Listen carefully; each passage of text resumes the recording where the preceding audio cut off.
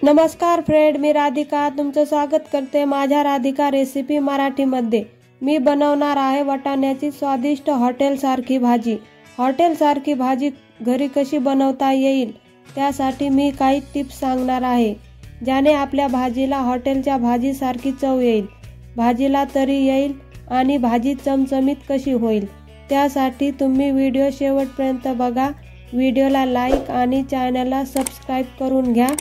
मी या चॅनलवरती सर्व प्रकारच्या नवनवीन भाज्या घेऊन येत असते।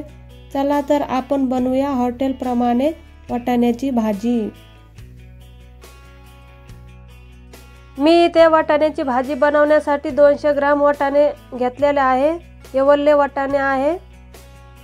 आता हे वाटाणे आपण थोडेसे गरम पाण्यामध्ये वाफळून घेऊ।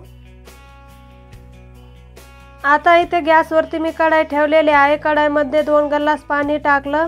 ह्या पाण्यामध्ये आपण 1 चमचा मीठ टाकूया आणि ह्या पाण्याला एक उकळी घेऊया। आता इथे पाण्याला उकळी आलेली आहे। आपण गॅस बंद करू आणि या पाण्यामध्ये हे वाटाणे टाकून देऊ। आता 2 ते 3 मिनिटं आपण हे वाटाणे पाण्यामध्ये असं ठेवू। पाण्यामध्ये आपले वाटाणे चांगले वाफळून निघतील। देऊ आता वाटाण्यासाठी आपण प्युरी बनवून घेऊ। आता मी इथे मिक्सरचं भांडं घेतलेलं आहे प्युरी बनवण्यासाठी। यामध्ये मी 1 टमाटा कापून टाकते आणि 1 कांदा कापून टाकते। आता यामध्ये 7 ते 8 लसणाच्या पाकळ्या टाकते। थोडेसे अद्रकचे तुकडे टाकते। आता ही आपण प्युरी बनवून घेऊ यांची। आता मी इथे कांदा टमाट्याची प्युरी बनवून घेतलेली आहे। आता इथे 2 ते 3 मिनिटं झालेले आहे। आपण हे झाकण काढू आणि या वाटाण्यामधला आपण पाणी काढून घेऊ। आता इथे गॅसवरती मी कढाई ठेवलेली आहे। मी इथे 2 पळ्या तेल टाकलेलं आहे। हे तेल आता आपण थोडंसं गरम होऊ देऊ। वाटाण्यामध्ये टाकण्यासाठी मी इथे काही खडा मसाला घेतलेला आहे। 1 तेजपत्ता आहे, 4 लवंगा घेतल्यात, 1 मोठी इलायची आणि 2 दालचिनीचे तुकडे घेतलेले आहे। आता हे मसाला आपण या तेलामध्ये टाकून देऊ। आता यामध्ये मी 1 चमचा मोहरी टाकते आणि अर्धा चमचा जिरा टाकते। आता हा मसाला आपण चांगला भाजून घेऊ एकदा। तुमच्याकडे जो खडा मसाला असेल तो तुम्ही टाकू शकतात फ्लेवर येण्यासाठी। आता इथे आपला खडा मसाला चांगला भाजलेला आहे। आता यामध्येच आपण जी प्युरी बनवलेली आहे ती टाकून देऊ। आता ही प्युरी आपण चांगली तेलामध्ये परतून घेऊ। आता इथे आपली प्युरी चांगली परतून झालेली आहे। आता या प्युरीमध्ये आपण काही मसाले टाकू। इथे मी काश्मीरी लाल मिरची पावडर टाकते 1 चमचा, अर्धा चमचा लाल तिखट पावडर टाकते आणि 1 चमचा कांदा लसूण मसाला टाकते आणि थोडीशी हळद टाकते आणि 1 चमचा धना पावडर टाकते। हे मसाला आपण चांगला परतून घेऊ।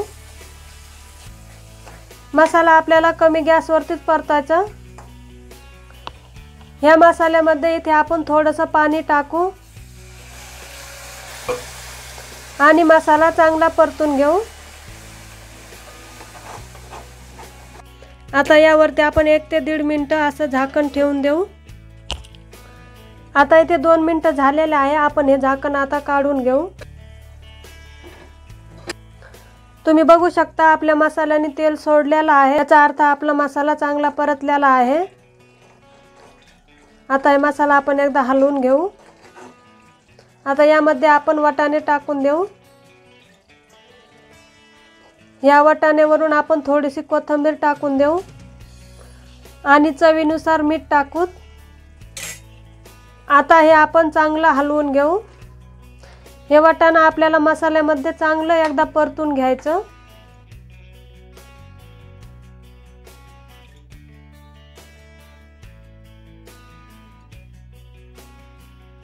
तुम्ही बघू शकतात आपल्या वाटाण्याला कलर किती भारी आलेला आहे। परफेक्ट हॉटेल सारखं वाटाणा झालेला आहे। तुम्ही हा वाटाणा असा सुद्धा मसाल्यामध्ये सुद्धा खाऊ शकतात। मी याच्यामध्ये थोडंसं पाणी टाकणार आहे, कारण मी लतपत बनवणार आहे थोडंसं. आता हे वाटाणे आपण 2 मिनिटं चांगले परतून घेऊ मसाल्यामध्ये.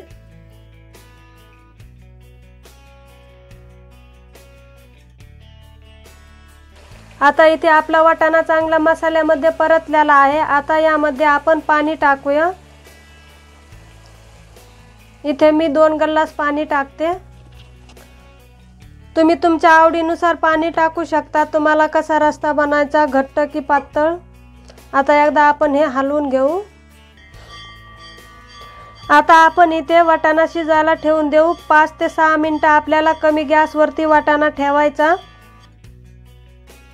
भाजीवरती आपल्याला झाकण नाही ठेवायचं. भाजी ही आपल्याला अशी शिजून घ्यायची. तुम्हाला जर झाकण ठेवायचं असेल तर असा अर्धा झाकण ठेवायचं याच्यावरती, पूर्ण झाकण नाही ठेवायचं. आता इथे 6 ते 7 मिनिटं झालेले आहे. आता आपण हे झाकण काढून घेऊ. तुम्ही बघू शकता आपल्या भाजीला किती भारी तरी आलेली आहे. आणि इथे आपली वाटाणा भाजी बनून तयार आहे. तुम्हाला जर माझ्या रेसिपी आवडत असतील तर व्हिडिओला लाईक आणि चॅनलला सबस्क्राईब नक्की करून घ्या. तुम्ही बघा इथे वाटाणा भाजी आपली किती मस्त झालेली आहे. पातळ नाही आणि घट्ट पण नाही, एकदम परफेक्ट वाटाणा भाजी झालेली आहे. तुम्ही शेवटपर्यंत व्हिडिओ बघितल्याबद्दल तुमचे मनापासून आभार.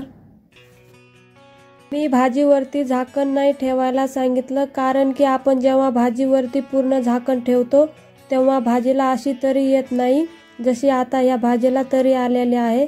त्यामुळे तुम्ही जेव्हा पण भाजी बनवता तेव्हा भाजीवरती पूर्ण झाकण ठेवायचं नाही. भेटूया आता नवीन रेसिपी सोबत. तोपर्यंत बाय बाय.